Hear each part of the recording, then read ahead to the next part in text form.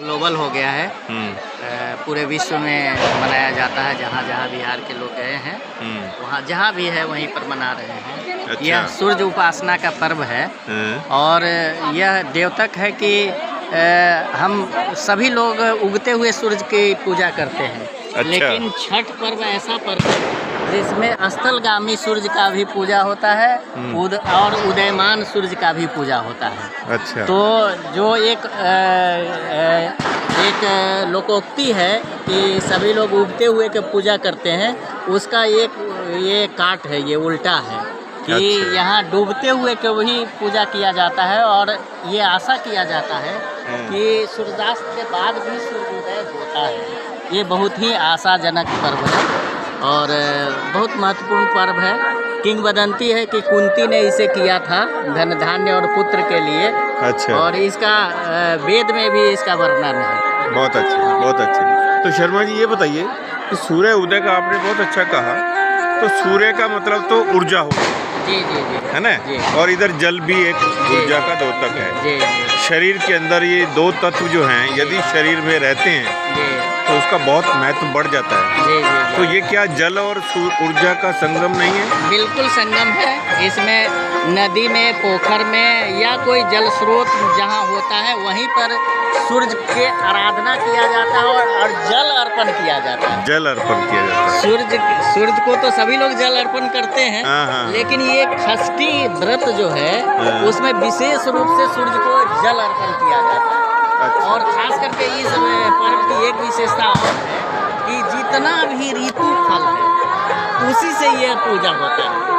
जितने भी फल होंगे, हाँ, ऋतु फल। अच्छा। हाँ, इसमें ऋतु फल और सब्जी क्या क्या आएगा? एक तो गन्ना आएगा, गन्ना है, मूली है, नारियल है, सीताफल है, इसके बाद में आपको केला है, संतरे हैं। तो इसका व्रत कितने दिन तक चलता है? ये 5 दिन का मोटा मोटी व्रत होता है, लेकिन 4 दिन का बहुत महत्वपूर्ण है। अच्छा। ये पहला दिन नहाए खाए बोलते हैं, जिसमें व्रती जो होती है वो गंगा स्नान करके और गंगा जल में अपना वो प्रसाद बनाती है और उसको ग्रहण करती है, उसको नहाए खाए। उसके दूसरे दिन में खरना होता है। खरना में भगवान सूर्य को एक प्रसाद बना के जिसमें गुड़ का खीर होता है। अच्छा। महत्वपूर्ण यह है कि गुड़ का ही खीर होता है, वो बनता है और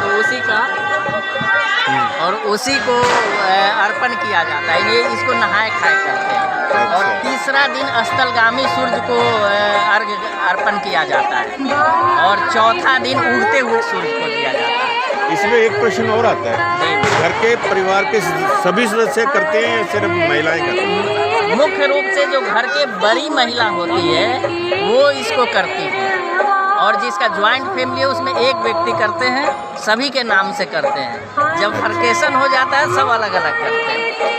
बहुत बहुत शुक्रिया, आपने दर्शकों को ये जानकारी दी।